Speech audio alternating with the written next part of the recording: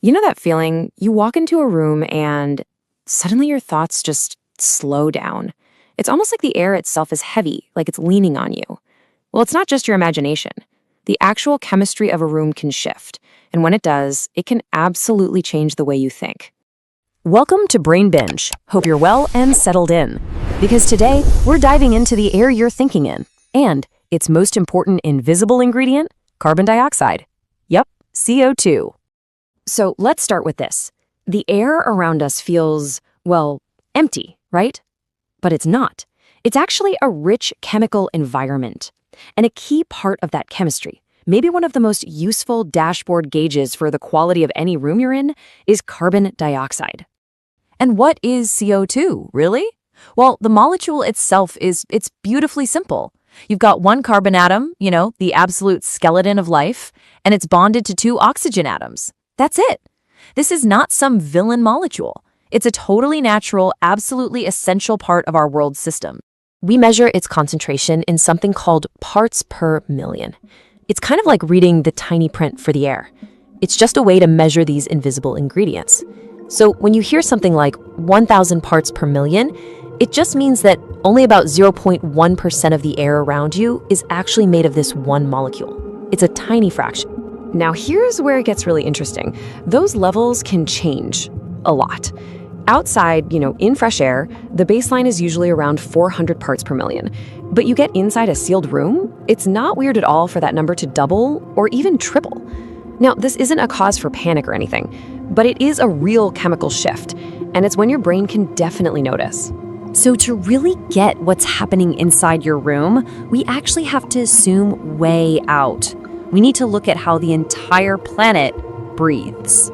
Carbon dioxide is a constant traveler, It's woven into all of Earth's systems, and it's produced by just ordinary life, not just big factories or anything scary. For starters, it comes from us. We exhale it with every single breath. It also comes from combustion. Think candles, gas stoves. And here's a weird little fact for you. If you burn 1 ton of carbon, you can actually create more than a ton of CO₂. Why? Because the carbon grabs oxygen atoms from the air, adding to its weight. It's even in the bubbles that make your bread rise and your beer get fizzy. Fermentation is basically a little carbon cycle demonstration you can hold in your hands. And then, of course, there's the ocean. It's like the planet's great chemical buffer. See, it doesn't just absorb CO₂. It actually converts it into other molecules, sinking all that carbon deep down. You could almost think of it like this. The atmosphere is a fast room, where things change quickly. The ocean? That's a slow room. Okay, so let's bring that idea of a room back down to our scale. Your house, your office, your bedroom. The second you close the door, you're creating this tiny, isolated microclimate. And it all comes down to a really simple formula. The more people in a room for a longer amount of time with less fresh air, well, the faster that carbon dioxide level is going to climb. It's kind of the paradox of our modern energy-efficient homes, isn't it? We've sealed every crack to save energy, but in doing that, we've accidentally created these perfect traps for the air we exhale.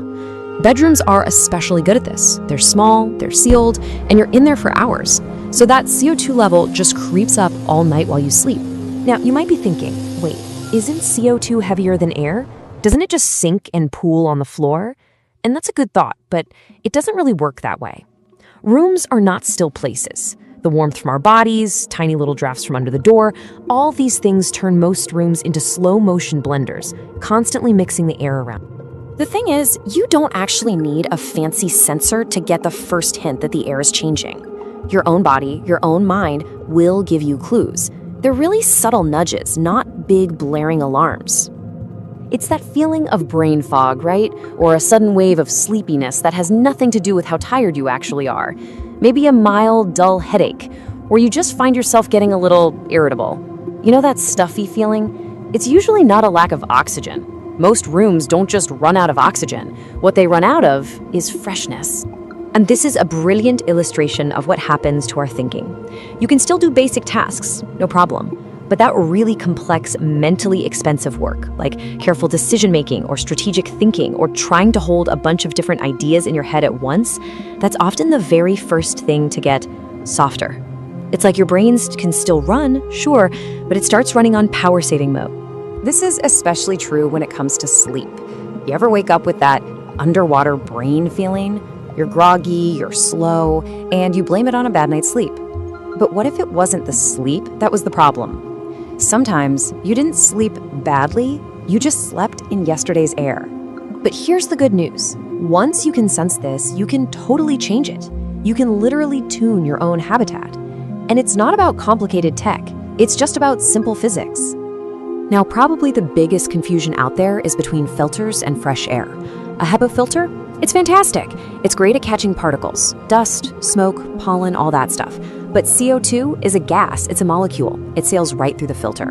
So the distinction is really simple. A filter cleans the air. It doesn't replace the air. So the real solution is just ventilation. An air flush, literally just opening a window wide for 5 minutes, can completely reset a room's chemistry. Cracking a window before bed and then again right when you wake up, that can completely change how you feel all morning. Now, if you really want to make the invisible visible, a CO₂ monitor can be a really powerful tool. Most of them use something called NDIR technology. It sounds complicated, but it basically just shoots a tiny, harmless beam of infrared light across a little chamber inside. The monitor then measures how much of that light gets absorbed by the CO₂ molecules floating in the air. It turns a vague feeling into a number you can actually act on. Think of it like a dashboard gauge, not a medical diagnosis. And that brings us to this final, really fascinating connection. The physics that a little monitor uses inside your room, they're the exact same physics that operate on a planetary scale.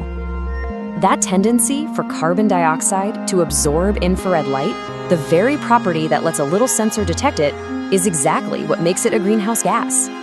So the same molecule that can make your office feel a bit stale is also a part of the slow-moving physics that are shaping Earth's climate. It's a quiet little reminder, isn't it? Local room, global room. Same molecule, just a very different timescale. So we started with that feeling, right? The feeling of a room changing how you think. And in the end, it really comes down to this simple but powerful idea. You can't be totally free of influence, but you can choose your environment. You can decide to let the fresh air in. If you want the longer version of this, the full Brain Binge audio podcast cut is also on this YouTube channel. Well, hopefully you binged on the life of carbon dioxide. Breathe easy and stay curious.